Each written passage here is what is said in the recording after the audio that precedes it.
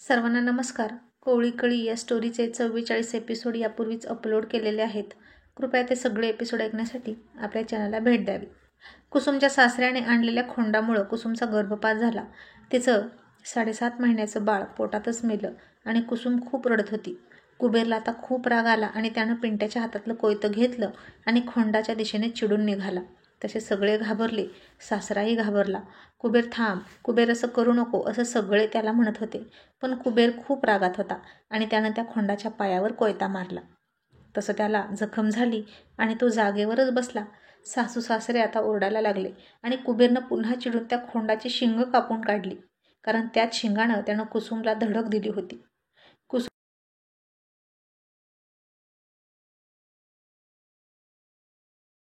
कुबेरची आणि त्या खोंडाची झटापट सुरू होती. आता कोणीच पुढं गेलं नाही, कारण जो पुढे गेला असता कुबेरने त्याच्यावर सुद्धा कोयता चालवायला कमी केलं नसतं आणि त्यानं पुन्हा सासूकडे येऊन तिला खूप शिव्या घातल्या.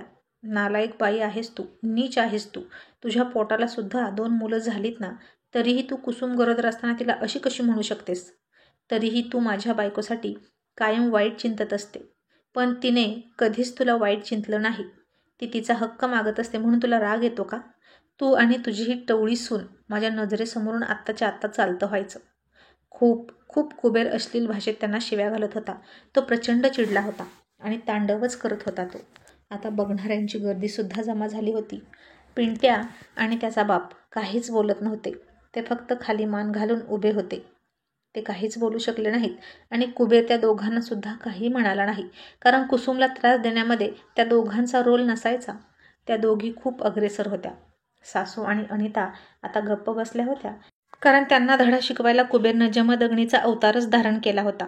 मग कुबेर पुन्हा हॉस्पिटलमध्ये गेला आणि पुन्हा दोघेही सासूसुना मिळून कुबेरला पाठीमागे शिव्या घालायला लागल्या. असला नालायक आणि नीच आहे म्हणूनच देवाने बरोबर त्याला शिक्षा केली आणि त्याचं बाळ मेलं. मुक्या जनावरावर कोयता चालवला त्यानं. बघा किती रक्त गळतंय. सासरा पुन्हा ओरडायला लागला आणि म्हणाला, आता या खोंडाचा काहीच उपयोग नाही. शिंग कापून टाकली, त्यामुळे त्याला विकताही येईना. मार्केटमध्ये याला कोण घेईल? आणि त्याचा पाय जखमी झाला, त्यामुळे शेताच्या कामाच्या लायकीचा सुद्धा तो राहिला नाही. माझं नुकसान झालं म्हणून सासरा डोकं धरून बसला आणि सासू म्हणाली, अहो असं गप्प काय बसताय? त्याच्याकडून सगळी नुकसान भरपाई घ्यायची. असेल तो सावकार म्हणून त्याच्याकडे भरपूर पैसे असतील, पण आपल्याला कुठून आणायचे पैसे? आपण गरीब आहोत, ते काही नाही. त्याला पुन्हा वातावरण निवळलं की खोंडाचे पैसे मागा. आणि आता तिनं सासऱ्याला पुन्हा पिन मारली आणि त्याचे कान भरले. मग बरोबर सासऱ्याला फितवलं आणि तोही म्हणाला, ठीक आहे, कुसुमचं एवढं व्यवस्थित झालं की मी त्याच्याकडून पैसे घेणारच आणि त्याच्या दावणीला नेऊन हा खोंड बांधणार. मग कुबेरनं कुसुमला तिच्या माहेरी सोडली आणि 1-1.5 महिन्यानंतर ते पुन्हा त्यांच्या घरी आले, तर अंगणातल्या फरशीची फार दुर्दशा करून टाकली होती.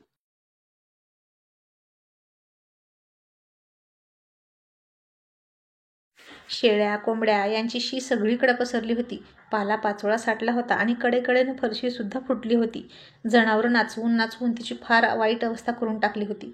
आता कोणाला काय बोलायचं म्हणून कुसुमने स्वतःच गुपचूप सगळं आवरलं.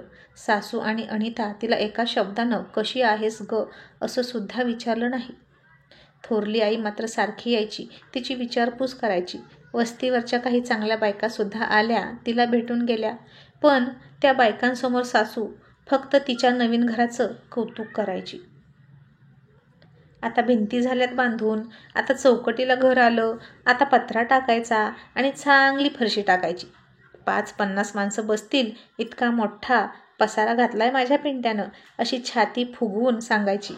पण कुसुम, तू कशी आहेस ग, हे 4 शब्द तिच्या तोंडातून येत नव्हते. कुसुमनंही आता ती अपेक्षा सोडून दिली होती. आता फरशी टाकायला मात्र पैसे नव्हते पिंट्याकडे. जे काही होतं घरातलं किडूक मिडूक ते सगळं घालून सुद्धा घराचं काम अपूर्णच राहिलं होतं.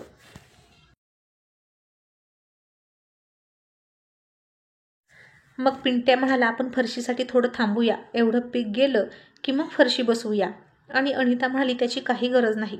आता दारं खिडक्या लागल्यात ना, मग फरशी वाचून काही नडलंय का? आणि आता तशीच वास्तुशांती करून तिकडे जायचं राहायला, असं अनिताच्या मनात होतं. ती तर घरातली कारभारीणच होती, कोणाला बोलू देत नव्हती.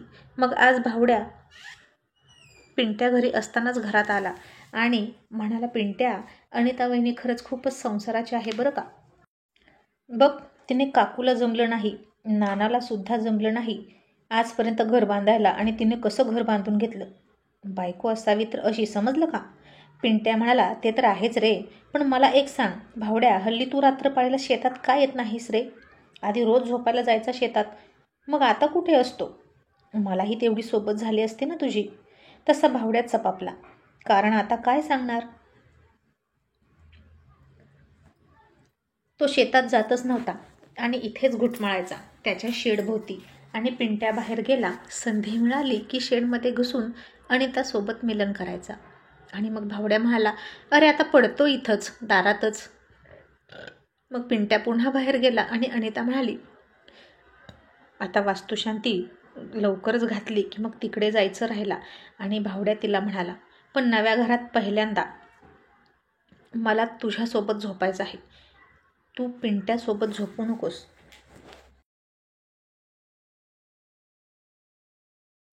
अनिता म्हणाली, माझी हरकत नाही, मी त्याला काहीही थाप मारून बाजूला सरकवते, पण मला काय देणार. भावड्या म्हणाला, काय पाहिजे सांग.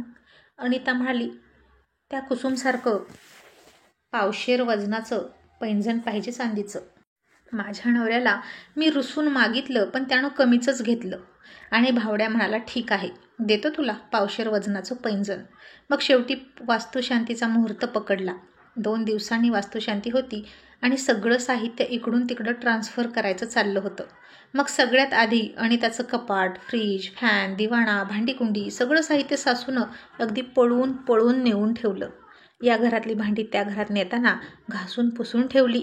आणि ज्यावेळी सासरा म्हणाला, पिंट्या, आता माझी खाट उचल आणि मस्त सोप्यात नव्या घराच्या सावलीला टाक, आणि सासूनं सुद्धा तिची जुनी भांडी घासून ठेवली होती तिकडं न्यायला.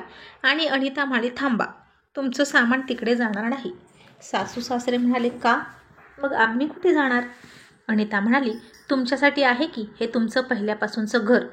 त्या नव्या घरात फक्त आम्ही राहणार आहे आणि आमची मुलं. सासरा चिडला आणि म्हणाला, तुला कळतंय का तू काय बोलतेस. तू आम्हाला आमच्या पोरापासून तोडतेस का. अनिता म्हणाली, थोरला मुलगासुद्धा तुमचाच आहे की, त्याच्यापासून कसं लांब राहता. मग धाकट्या पोरापासून लांब राहिलं तर कुठे बिघडतं. आणि तसंही जास्त लांब नाही, 2-3 कासरे फक्त अंतर आहे. सासरा आता वैतागला आणि पिंट्याला चिडून म्हणाला, हरामखोरा, तू काहीच बोलणार नाहीस का आता. इतका कसा बैल आहेस तू. अनिता म्हणाली, त्यांना काही बोलू नका, त्यांनी उलट घर बांधलंय, तुम्ही तर घरही बांधलं नव्हतं. आयुष्यभर त्याच छपराच्या घरात राहताय, मग इथून पुढेही राहा, काय हरकत आहे. सासरा म्हणाला, खरंच तू इतक्या आतल्या गाठीची निघशील असं वाटलं नव्हतं. तू आणि तुझी आत्या एकाच खानदानीतले आहात आणि नवरे फितवून बाहेर काढायला 1 नंबरच्या आहात. सासू आता काही बोलू शकली नाही. तिचा तर खूप मोठा अपमान झाला होता. अख्ख्या वस्तीला पाहुण्यारावळ्यामध्ये गाजावाजा करत सून आणली होती घरात आणि तीच आता छाताडावर नाचत होती.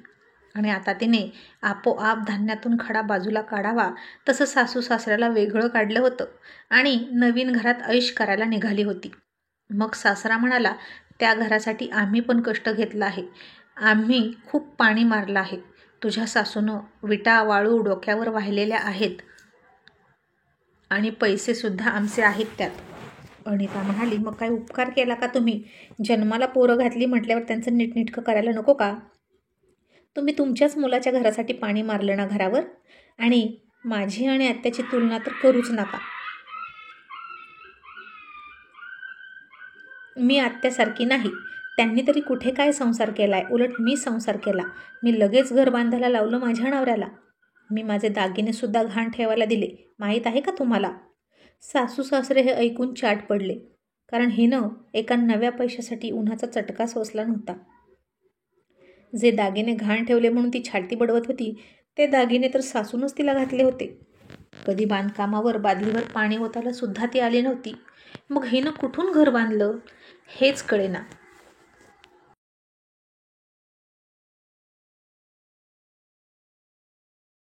कुसुमशी सतत उलता दांडू करून भांडणारे सासू सासऱ्यांना अशीच उरफाट करणारी सून मिळाली होती, अगदी जशास तशी. उन्हातानात उसाला पाणी पाजून कष्ट करून शेळ्या सांभाळल्या, त्या विकून सासू सासऱ्यांचाच पैसा घेऊन ते घर बांधलं होतं. आणि अनिता पिंट्याला म्हणाली, चला हो, आणि वास्तुशांतीला तुम्हाला यायचं असेल तर या, नाही आला तरी चालेल, असं म्हणून ती चक्क निघून गेली. आणि सासू पुन्हा तोंड पाडून तिथेच तिच्या छपराच्या दारात बसली. मान खाली घालून शेणानं सारवलेली जमीन नखानं टोकरत होती. कुसुम आणि कुबेर ते बघत होते. त्या दोघांची केविलवाणी अवस्था कुसुमला बघून वाईट वाटलं. पिंट्यासुद्धा थोडा नाराज होता. आणि अनिता म्हणाली, तुम्ही इतकं का नाराज होत आहे? आत्या मामा आपल्याकडे आले असते तर कुबेर भाऊजी आणि कुसुमताईकडे गेले नसते, आणि मग त्यांना पण त्यांचं काम करू द्या की. त्यांना फक्त आपणच का सांभाळायचं? बरोबरीच्या हिश्श्यानं जमीन त्यांनीही घेतली आहे ना, मग त्यांचं त्यांना अर्धा खर्च म्हातारीचा पाहू द्या. आणि कुसुम म्हणाले, अहो अनिता किती बेकार आहे हो, निदान आत्या मामासोबत तिनं असं करायला नको होतं. कुबेर म्हणाला, तू नको इतकं वाईट वाटून घेऊ, ही त्यांच्याच कर्माची फळं आहेत.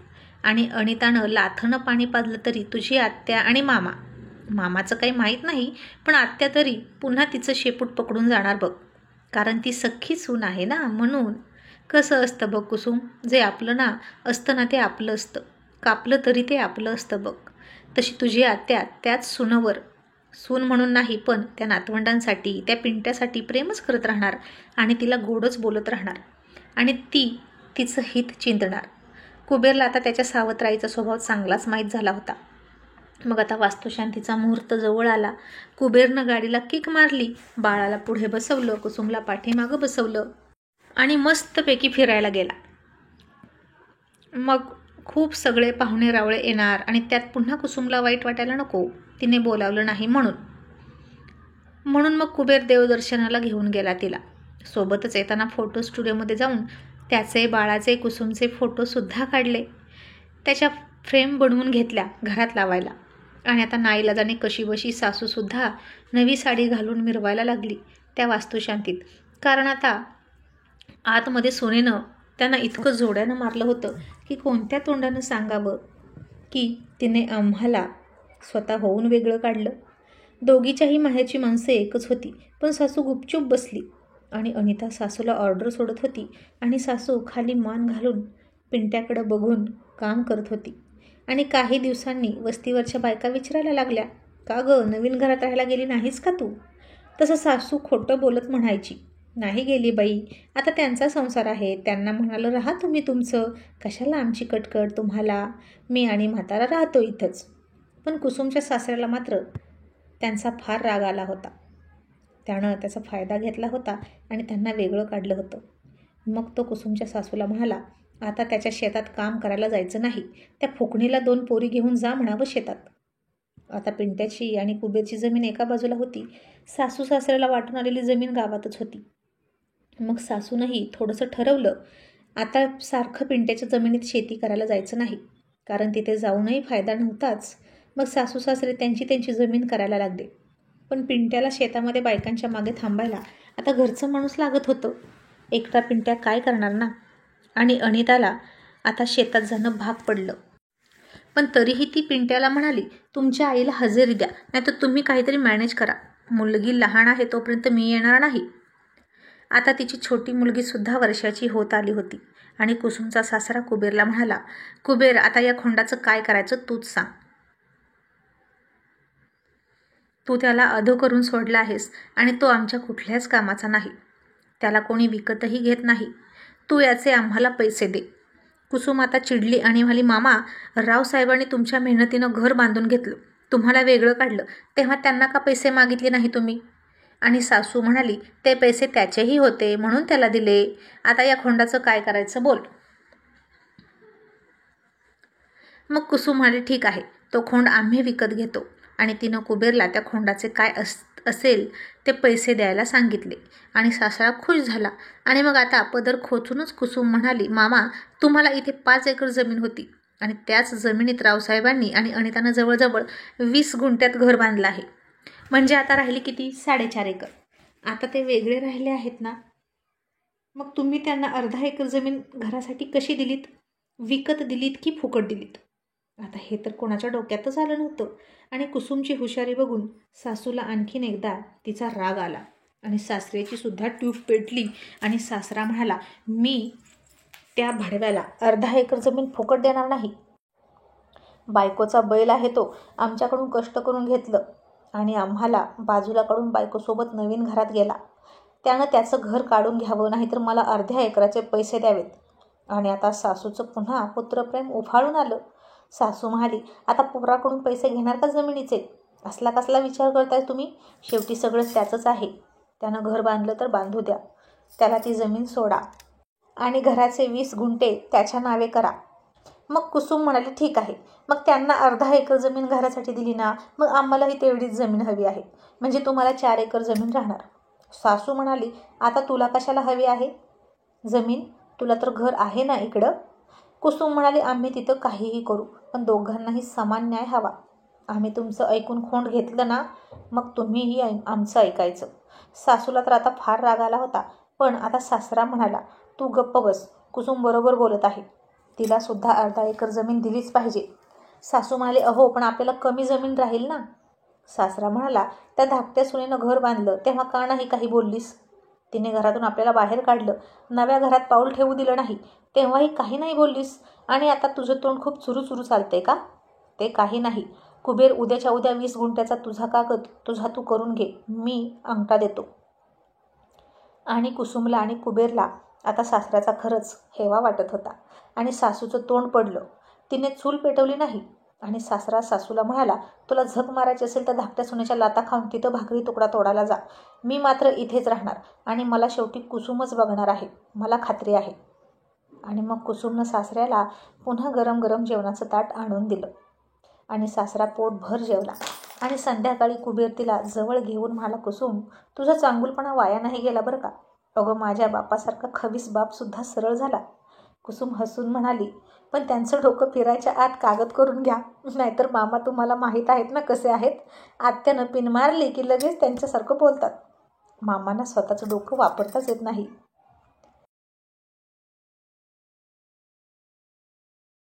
पण त्यांनी काहीही नाही दिलं तरी चालेल, मी मात्र त्यांना मरेपर्यंत एकटं सोडणार नाही, कारण त्यांनी मला तुमच्यासारखा वाघासारखा नवरा दिला आहे. मी त्यांच्याशी हिश्श्यासाठी भांडते, कारण अनिता आणि पिंट्या भाऊजी त्यांचा फायदा घेतात म्हणून. आणि कुबेरला आता तिच्यावर खूप प्रेम करू वाटत होतं आणि तो तिला म्हणाला, कुसुम, आज कसं प्रेम करू गं तुझ्यावर, मला तर सुचतच नाही. बसून झोपून की उभ्या उभ्यानं. ती आता खूप हसली, लाजून त्याच्यापासून दूर पळून गेली आणि म्हणाली, आज प्रेम करायचंच नाही. कुबेर म्हणाला, का?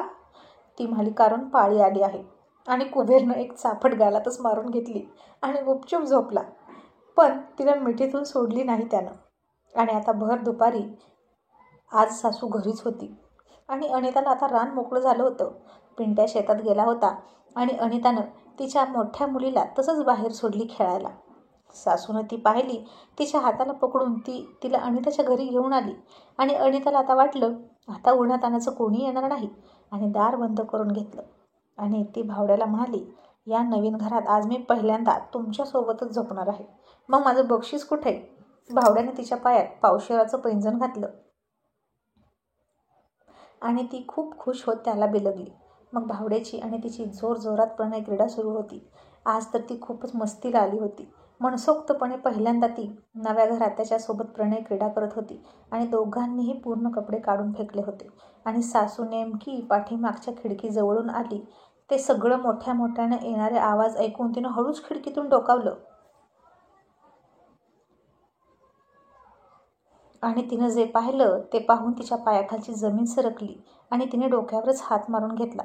आणि अनिताचा तिला खूप राग आला. तिने रागारागात दरवाजा वाजवला. भावड्या आणि तिचं काम झालं होतं. ते दोघे तसेच पडले होते. दोघांनीही घाबरून कपडे घातले. दार उघडलं तर दारात सासू. भावड्या आता तिथून पटकन पळून गेला आणि सासू तिला म्हणाली, लाज नाही वाटत तुला? माझ्या मुलाला फसवतेस, त्याला शेतात घालवून तुझी ही थेरं चालतात का? असं म्हणून सासूनं अनिताच्या मुस्काटात मारायला हात उगारला. अनिताने तिचा हात वरच्यावर पकडला आणि म्हणाली, जे तुम्ही केलं तेच मी केलं. तुम्हाला लाज वाटत नाही आणि मला जा विचारताय का? आणि खबरदार, जर असलं काही यांना सांगितलं तर मी सुद्धा सांगेन की तुमचं तरुण वयात मामा येथे नसताना तुमच्या दिरासोबत काय होतं. मला सगळं माहीत आहे. भावड्यानं मला सांगितले सगळं. आणि माझा नवरा नक्की कुणाचा मुलगा आहे हे पण माहीत आहे मला. आणि आता सासूचं तोंड पुन्हा काळं पडलं आणि ती तिथेच मटकन खाली बसली, डोक्याला हात लावून.